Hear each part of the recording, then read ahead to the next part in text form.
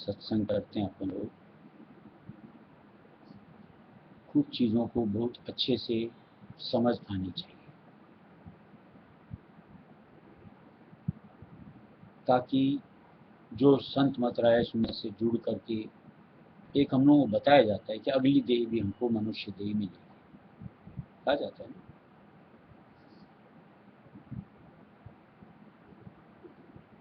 हमारे जो कर्म होते हैं, जो हम लोग निद्र में करते हैं या यूं को पल पल में करते हैं, हमारी आगे की रूपरेखा निर्धारित करते हैं। कहाँ रहना है, क्या माहौल मिलेगा, किस तरीके का भोग मिलेगा, दुख का सुख का।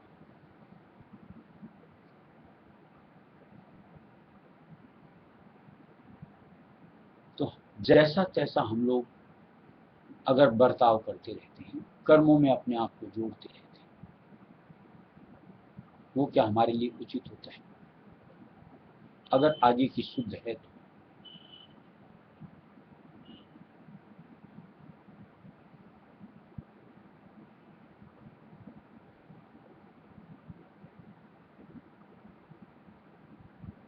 जब हम अपने आप को सत्संगी बताते हैं, हमारा चरित्र सत्संगी के अनुरूप होना चाहिए या नहीं होना चाहिए?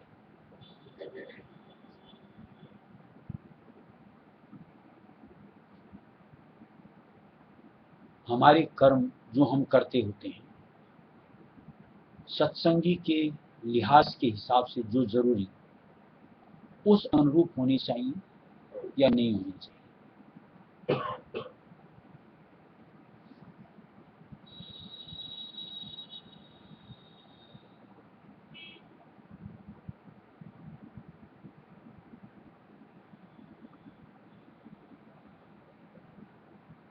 नाम मात्र से कुछ नहीं होता, उसका प्रतिरूप सामने आना चाहिए, तब लगता है कि हम खरे हैं। और प्रतिरूप में भिन्नता अगर दर्शने को मिलती है तो निश्चित तौर से हम उस नाम के ऊपर में कलंक लगाते हैं। यहाँ बख्शता काल किसी को नहीं, और वो अपने ऊपर दोष भी नहीं लेता,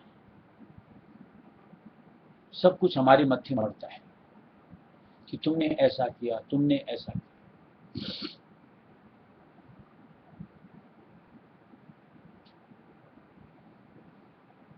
क्या हमें जब सत्संगी अपने आप को मानते हैं और एक सोच मन में रखते हैं कि अगली देही मनुष्य की मिलेगी, तो बर्ताव में कहो, कर्मों में कहो, शुमार होने में समझ आनी चाहिए, रहनी चाहिए या नहीं होनी चाहिए?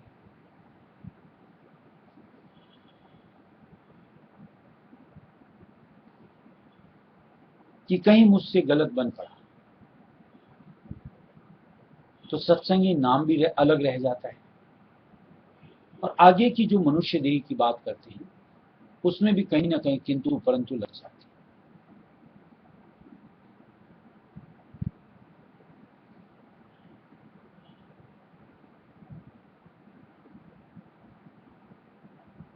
हम किसी को दोष नहीं दे सकते कि उसकी वजह से ये दुनियादार जहां तक कहते हैं नादानी वश, उनका कहना फिर भी चलो चलता है। जब सत्संगी अपने आप को मानते हैं तो किसी के ऊपर दोष दे करके अपने बचाव की सूरत निकालना ये उचित नहीं होता, क्योंकि हमें इतनी समझ मालिक की तरफ से मिलती है कि जहां हम अपना भला और बुरा समझने की योग्यता ले लेते हैं।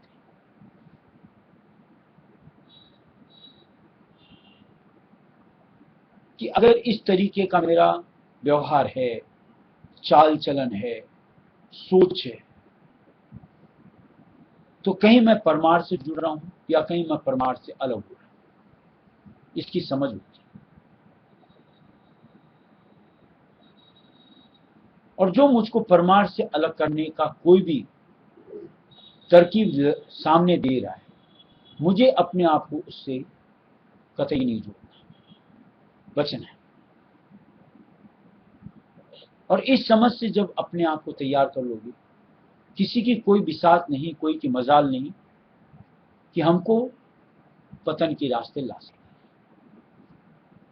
दिग्मिक कर सके, कर्मों के दायरे में हद में ला करके अगले जन्म की रूपरेखा में कहीं किंतु परंतु दे सके। जैसे एक छोटी सी उदाहरण से समझ लो कि आज तुम्हारा मान लो पेट खराब है, दस्त पखाना लग रहा है, और मान लो तुम्हारे सामने कोई लाकर के पकवान रख देता है, कचौरी पकौड़ी ला करके रख देता है। तुमको पता है कि मैं अगर इसको खाऊंगा मेरी स्थिति और बदतर हो जाएगी। कोई जबरन तुमको प्रेस करके खिला सकता है उसको? आगे की आपको भविष्य दिखता हुआ रहता है कि कहीं मैंने अगर इसको छू लिया, खा लिया, तो मेरा तो और मर्ज बढ़ जाएगा। तो आपका हाथ भी आगे नहीं जाता, सोच भी नहीं बनती कि मैं उसको उठाऊं।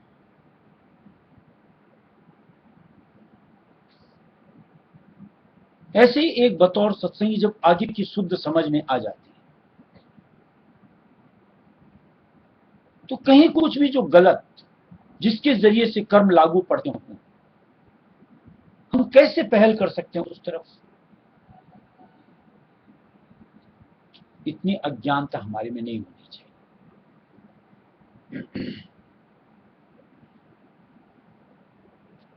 और जैसा बताया हुआ है, जैसे 5 ज्ञानेंद्रियां होती हैं, 5 कर्मेंद्रियां होती हैं, जिनसे कि हम कर्म करते हैं। सुना हुआ है कर्मेंद्रियां कौन कौन सी होती हैं?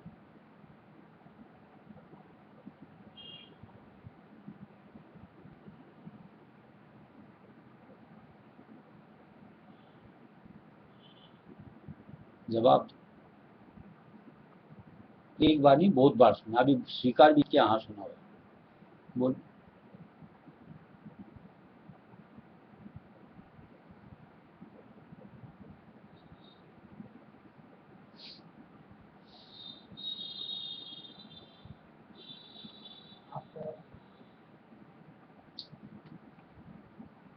आगे बोल।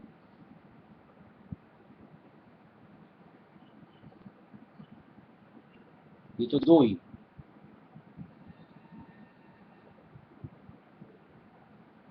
नहीं, ये कर्मेंद्रियों में नहीं आती, आंख कान ज्ञानेंद्रियों में आती है।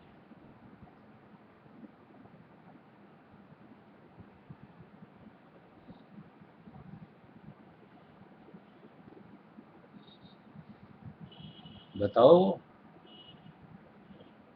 सालों से सत्संग सुनते हैं, किताबें पढ़ते हैं, बताओ।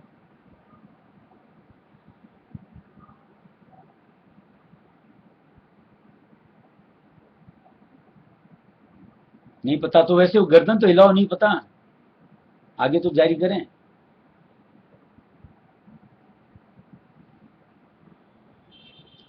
हाथ, पैर, वाक, जुबान, उपस्थ, इंद्री, गुदा, ये हमारी 5 कर्मेंद्रियां होती हैं। और 5 ज्ञानेंद्रियां, आंख, कान, नाक, जुबान, त्वचा। कर्म हमारे इन 10 से ही बनते हैं। अब इन 10 का व्यवहार हमें किस अनुरूप करना है,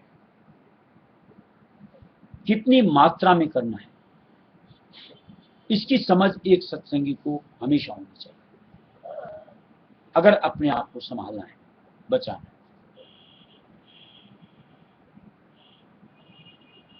यानी जो बेतरतीब तरीके का व्यवहार हम इन इंद्रियों से लेते थे, वो अब नहीं करना।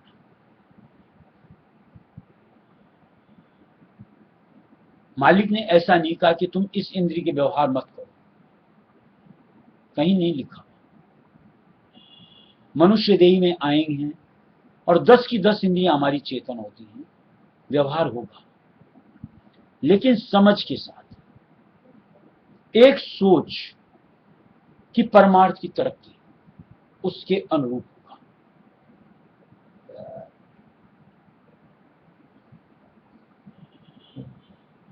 और जहां हम सोच और समझ के साथ इन इंद्रियों में बर्ताव करें,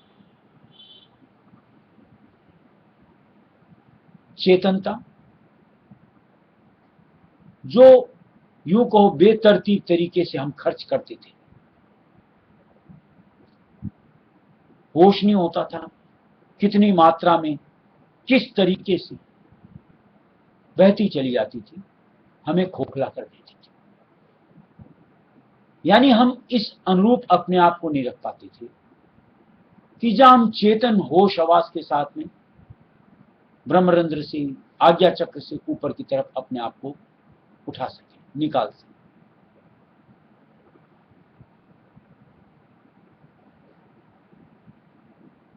कठोर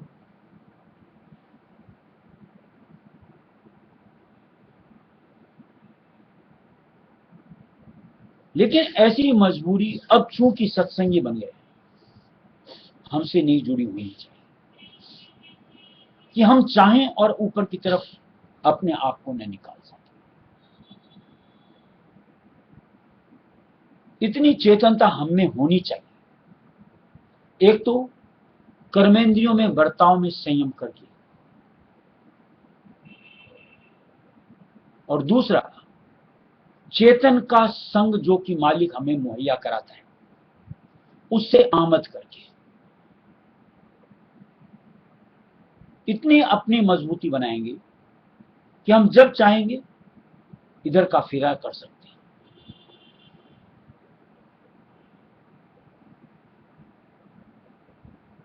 और ये नित्य में हर सत्संगी को करना चाहिए, दिन में कई मर्तबा करना चाहिए। जैसे कई सत्संग में सुना होगा कि मान लो हमारे पास 2 मिनट ही हैं, उसको वेस्ट नहीं करना है।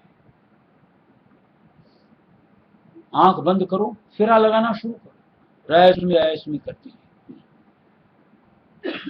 वो हमारे लिए मददगार बनता है। जब हम ध्यान में सत्संग में बैठते हैं, हमको एकाग्र करना, स्थिर करना, और ये 2-2 मिनट दिन भर में न जाने कितनी बार हमारे पास आती है। हम अगर समझ नहीं धरते हैं, ऐसे उसको कहीं और खर्च कर देते हैं, यानी कहीं चेतनता का हमने वेस्ट किया, अपने आप को दुर्बल किया, निबल किया, और उसका खामियाजा इस तरीके से भरना पड़ता है कि हम पूरे होश आवाज के साथ ये फेरा नहीं कर पाते।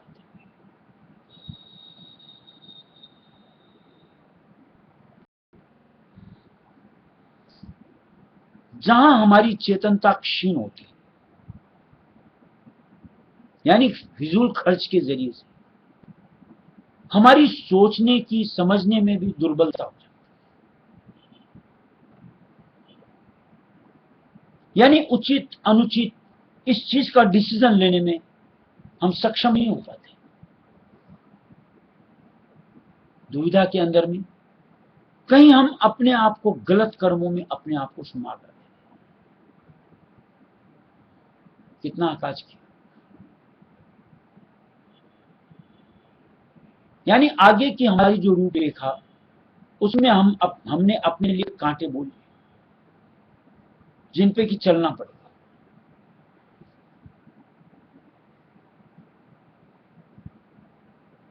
एक सत्संगी होकर अगर आगे की ही अपनी रूपरेखा यानी बेहतर स्थिति अगर नहीं बना पा रहे, कैसा हम संग चेतन का, कैसा हम आधार उस परम पिता के निर्मल नाम का क्या कर पा रहे हैं? बेसुध की अवस्था, होश हवासी नहीं रहना, जैसे तैसे इन 10 इंद्रियों का बर्ताव करते चलना, ये सत्संगी की योग्यता के अनुरूप नहीं होता। सत्संगी की समझ सोच हमेशा परमार्थ से जुड़ी होनी पाई जानी चाहिए, उससे जुड़ी होनी चाहिए कि ये मेरे लिए उचित है और ये मेरे लिए अनुचित है। अगर ये करूंगा मैं मालिक की करीबी पाऊंगा, और अगर ये करूंगा मालिक से दूरी पाई जाएगी। मुझे दूरी नहीं है।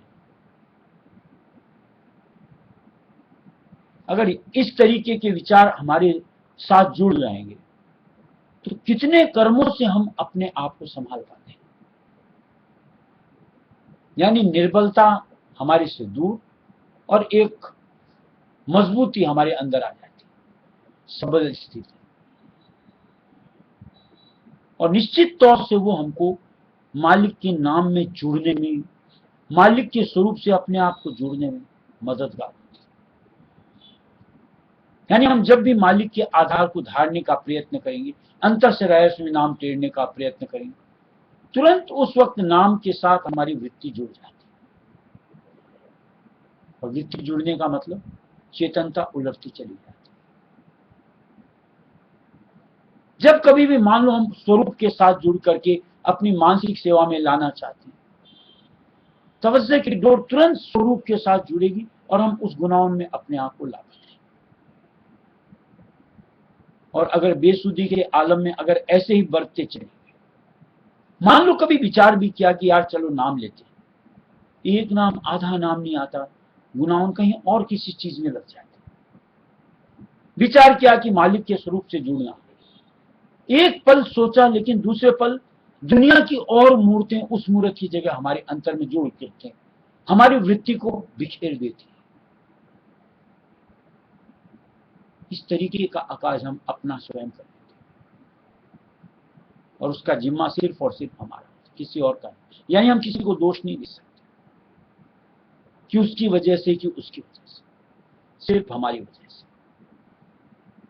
इसलिए अपनी स्थिति को संभालना है और इसीलिए सत्संग में अपने आप को जोड़ा हमने, और इसीलिए रहस्यमय नाम के साथ अपने आप को बांधा। अपने आप को संभालना है, अपनी स्थिति को मजबूत करना है, और इसके लिए मैं किसी को दोष नहीं देकर के अपने ऊपर मैं पूरी चौकीदारी करूं। इसके लिए महाराज ने एक नया भजन भी बनाया है कि अब चौकीदारी करना वृत्ति 10वें दर पर धरना, कि इन 9 इंद्रियों के ऊपर 10 कर्मेंद्रियों के साथ, ज्ञानेंद्रियों के साथ कंट्रोल करके अपनी तवज्जो को हमेशा 10वें द्वारे के ऊपर आज्ञा चक्र पर ला करके टिकाते चलना है। यानी एक एक कण भी अगर वहां जोड़ा जाएगा वो हमारे खुद के काम आता है। और ये काम करने में कभी भी आलस्य, प्रमाद, गफलत कतई नहीं करनी चाहिए। जितना बन सके, जिस तरीके से बन सके, हर रास्ता लेना चाहिए, चाहे वो सेवा का हो, चाहे सुमिरन का हो, चाहे सत्संग भजन ध्यान का हो। यानी कभी किसी चीज में इस तरीके के आधार को लेने में देर नहीं, हिचक नहीं, बढ़ चढ़ करके हिस्सेदारी दे करके अपना फायदा करना चाहिए। तब तो हमारी स्थिति आगे यानी आगे का रूपरेखा उस अनुरूप निर्धारित करती है। गुजरी चली बरन गगरी,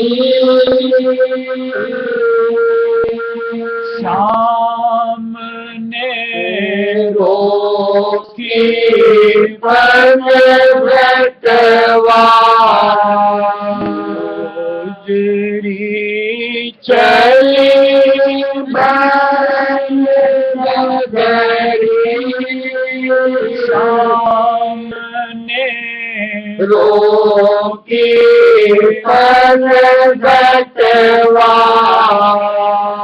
सखियन साथ उमंग से जाती, खोज लगाती धुन घटवा,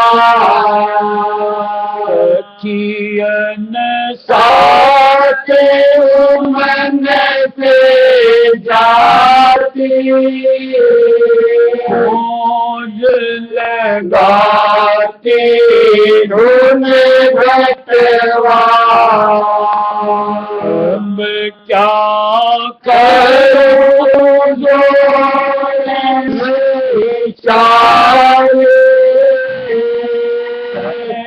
से खोलू घट पटवा अब क्या करूं जो नहीं चाले ऐसे खोलू घट पटवा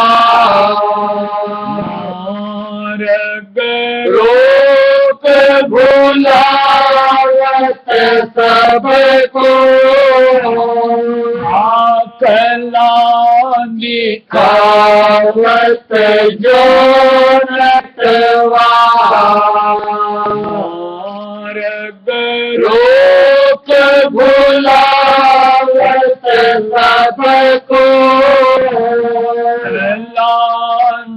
खावत जो नटवा दाम कर फिर बदलावत रन देतन तन पटवा दाम हम कर फिर बदलावत रन देतन नटवा ऐसा चलिया कान न माने छोड़त नाहि निज हटवा ऐसा चलिया कान न माने छोड़त नाहि निज हटवा गुरु बिन कौन बचावे आते कौन सुनावे धुन छटवा गुरु बिन कौन बचावे आते कौन नावे धुन छटवा राधा स्वामी लीला दूर ताया अब घटवा राधा स्वामी के लीला दूर ताया अब घटवा उदरी चली बरन नगरी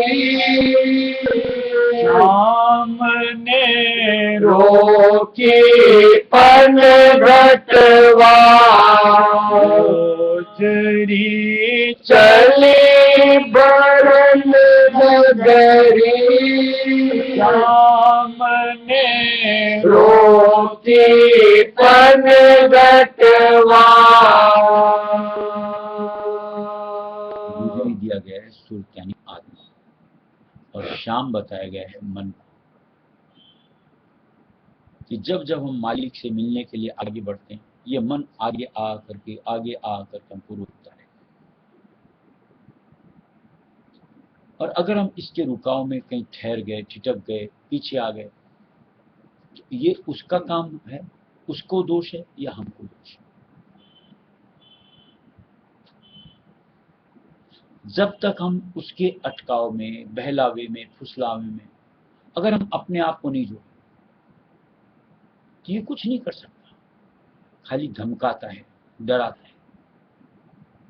और अगर हम उसके धमकाए डरे अगर पीछे हट जाते हैं हमारी नादानी है और वो क्यों ना करेगा।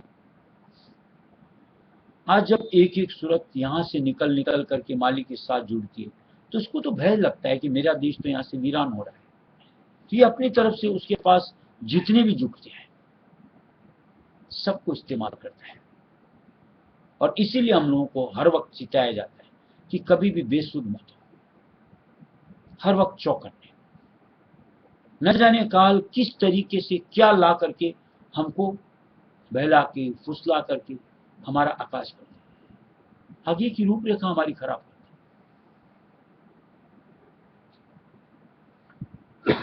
कभी विचार करते हैं, जैसे मान लो कि आज मालिक ने जो एक कॉल दे दिया कि अगली देही तुमको मनुष्य की मिलेगी, जैसे भी अपन ने बात की, और हम भी मानते हैं चलो मिलेगी, लेकिन जिस अनुरूप हमारे कर्म बनते हैं,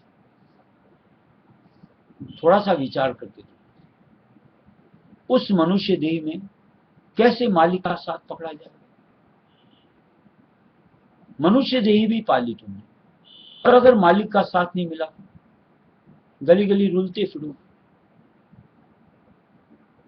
एक कर्म की वजह से कितना अरसा निकल सकता है, कभी उसकी समझ है? अगर हमारे गलत कर्मों की वजह से जो आज अगली जिंदगी जो कि दूसरा जन्म होता है, बहुत बड़ी बात है, उसमें भाव प्यार कायम होने में कितना वक्त जा सकता है, कभी इसका विचार करते हैं? अगर उन गलत कर्मों की वजह से भोग के बतौर मान लो कहीं कोई शारीरिक रोग आ गया, तो भक्ति में पूरी तवज्जो का आना कितना मुश्किल हो सकता है। ऐसी एक एक चीज बारीक से बारीक के ऊपर में गौर करना चाहिए कि इसकी वजह से मेरा कितना बड़ा आकाश हो सकता है। तो हमारे कदम अपने आप पीछे आएंगे, ठिठकेंगे। यानी इनके लुभावन के अंदर में हम अपने आप को शामिल नहीं करें, बल्कि ठहर करके उस वक्त तवज्जो की डोर परम पिता रायस्वामी दयाल से जोड़ी कि उनकी मेहर दया मिले और मैं संभल सकूं। ये स्थिति हमारे लिए उचित होती है, अनुकूल होती है। और अगर उनके बहलावे फुसलावे में, यानी उनके फेंके हुए दाव में हमने अपने आप को लुभा लिया और उसमें अपने आप को शामिल कर लिया, गर्त में चले जाते हैं। यानी कितना बड़ा भारी अपने लिए नुकसान कर लेते हैं, इस जिंदगी का भी और आइंदा आने वाली जिंदगानियों का भी। एक नहीं, कई जिंदगानी तक वो भोग पीछा नहीं छोड़ते। ऐसा नहीं कि इस जिंदगी की और अगली जिंदगी तक हुआ, आगे कैरी फॉरवर्ड तीसरे में और चौथे में भी मिल सकता है।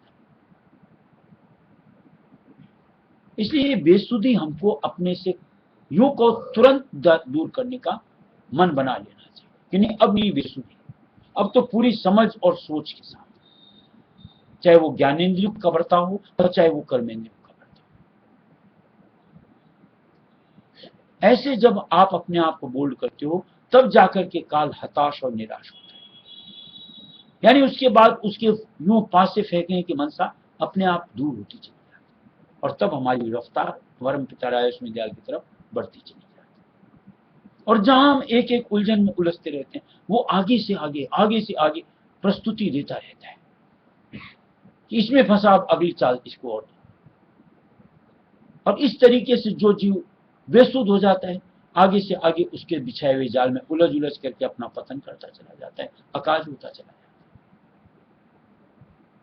और इसका जिम्मा सिर्फ और सिर्फ हमारा होता है, किसी और का।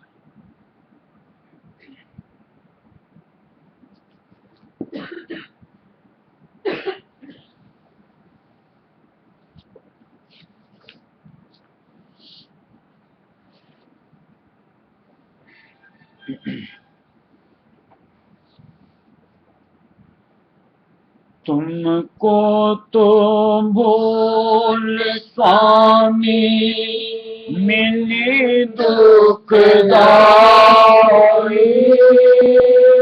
बच्चे हम तो थारी कर लो सुनाई। तुमको तो भूल स्वामी मिली दुखदाई, बच्चे हम तो थारी कर लो सुनाई। तो भूल स्वामी, पल पल तड़पाता था कृष्णा सताए,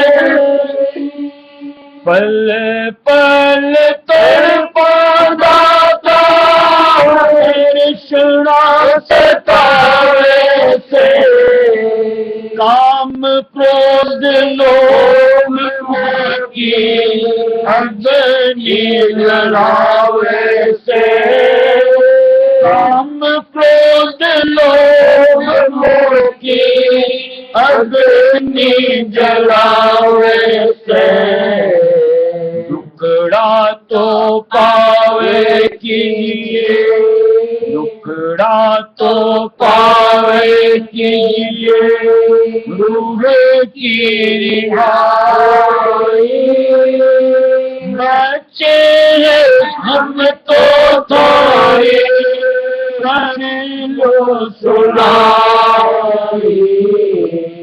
तुमको तो भूल स्वामी मिली दुखदाई,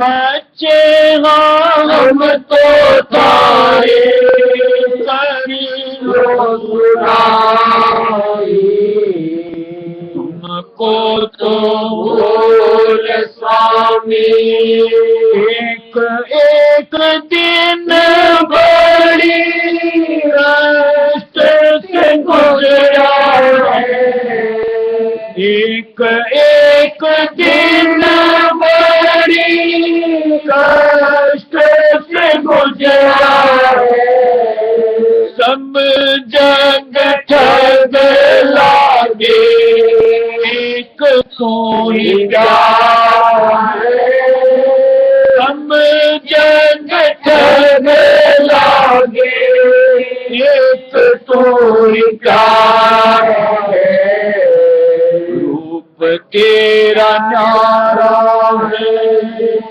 रूप तेरा न्यारा है, मेरे मन को भाई, बच्चे हम तो थारे कर लो सुनाई, तुमको तो भूल स्वामी मिली दुखदाई,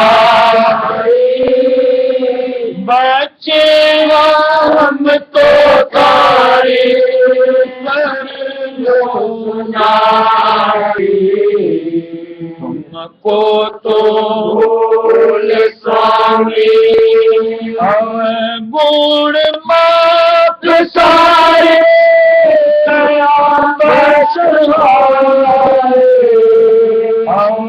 अवगुण माप सारे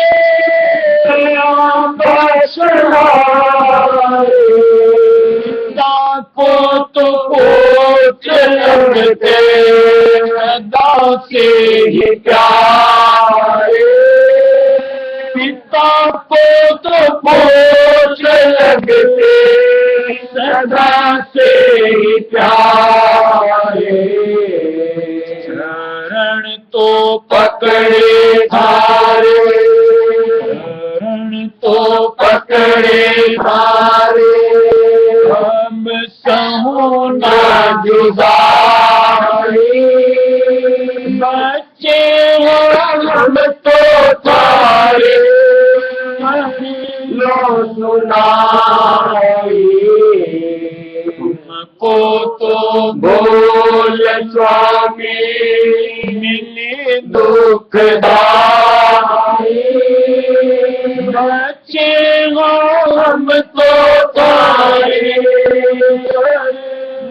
सुनाई, तुमको तो बोल स्वामी सुख चैन कोई नहीं काल की डगर, सुख चैन कोई नहीं काल की डगर, हमको तो राखो दाता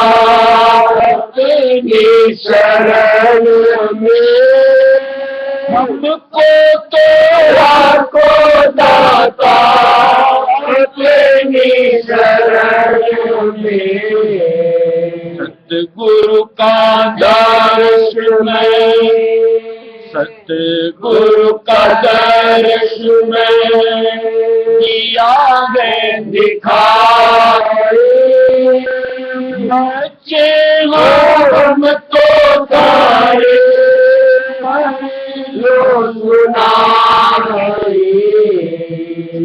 को तो मूल स्वामी मिली दुख दारी बच्चे हम तो तारे लो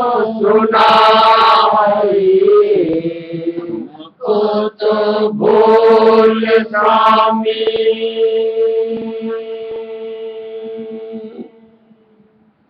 देखो एक अपन भजन गाते हैं, उसमें कड़ी आती है, देर ही देर अकाज हुआ है। जितनी देरी इधर से निकलने में करेंगे उतना हमारा अकाज है। इसलिए ये जो सुस्ती का आलम हमने अपने आप के साथ जोड़ रखा, इसको जल्द से जल्द हम अपने आप से हमको दूर कर देना चाहिए। यानी लगन के साथ मालिक के नाम में, मालिक के संग में अपने आप को जोड़ देना चाहिए, ताकि इनका वार, इनका दाव हमारे ऊपर न चले। और अंदर से एक इस चीज की समझ कि अपनी सुरक्षित स्थिति मालिक के साथ है। जहां हम मालिक से अपने आप को दूर डालते हैं, हमारी स्थिति कोई भरोसा नहीं किस तरीके से हमारा अकाल होता है। यानी किधर से काल हमारे ऊपर में दाव कर देगा, समझ में नहीं आएगा, और हम उसमें अपने आप को पतन के रास्ते में लाकर बाद में चाहे होश हो, लेकिन जो अकाज हो जाता है उसको तो हो ही जाता है। यानी उसके कर्म भाग तो हमारे ऊपर लागू पड़ गए, वो तो भुगतने आएंगे। इसलिए कहीं मन में एक शंकित अवस्था कि न जाने कब, न जाने कैसे, क्या इसका दांव पेच किस रूप में आएगा, ये भी नहीं समझ में आएगा। इसलिए अंतर से एक मालिक के आधार को ऐसा मजबूती से डालना चाहिए कि सोते उठते चलते फिरते एक हर वक्त उसका एहसास हमारे साथ बना है। एक मजबूत आधार ऐसा उनका हमारे साथ जुड़ना चाहिए, तब जाकर के संभाल होती है, बचाव होता है। राधा बार बार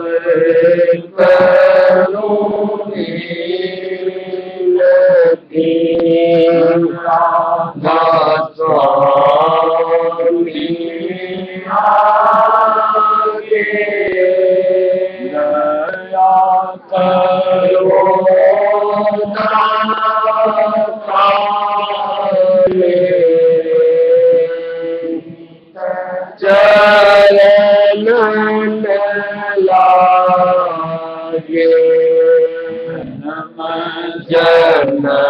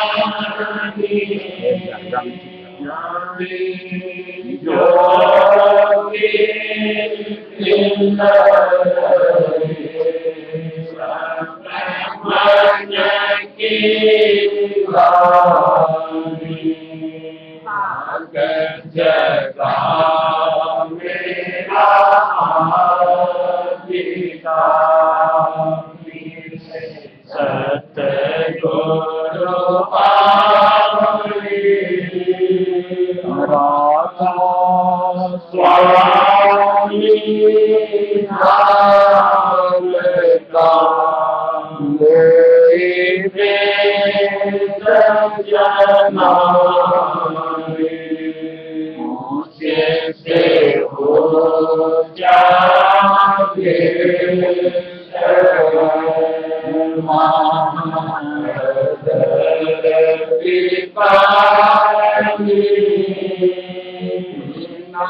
संत पावे संत दिशारे